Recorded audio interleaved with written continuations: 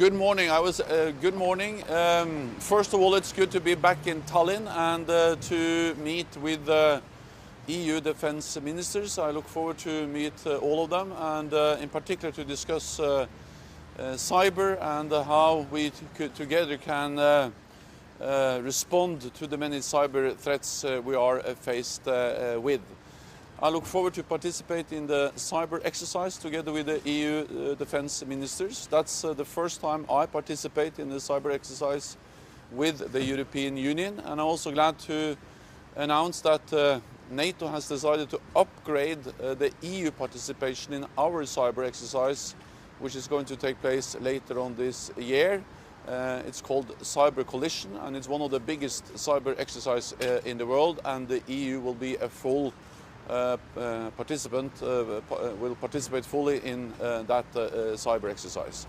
We are faced with many challenges in the cyber domain. Over the last year we saw a 60% increase in the number of cyber attacks against NATO networks, and it is important that we work together with the European Union to defend also our allies and our members against many different kinds of cyber attacks.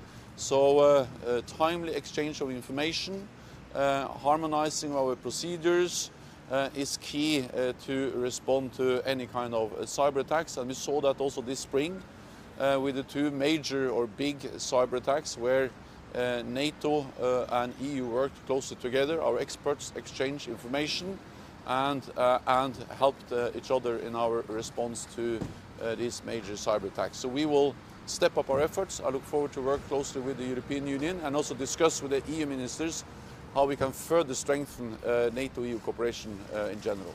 Secretary General, later today ministers will talk about North Korea. Are you concerned that Russia is resisting further sanctions on North Korea?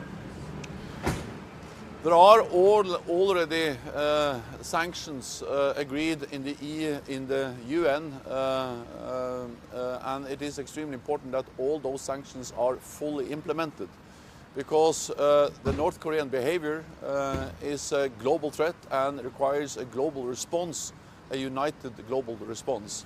Therefore, we call on North Korea to fully comply with all the UN resolutions, to abandon its nuclear and missile programs, and to refrain from further testing, and to engage in a constructive dialogue, and then that the whole global society fully implements the UN resolutions on sanctions. In the cyber attack storyline, there's also an anti-globalization group mentioned as a potential threat. Do you see this as a threat that NATO needs to deal with? No, we don't have any specific groups which we have pointed at as threats or enemies. We are ready to defend ourselves against any cyber attack coming from government and state and non-state actors. So we have not identified any specific group as an enemy or a threat. Thank you very much. Thank you.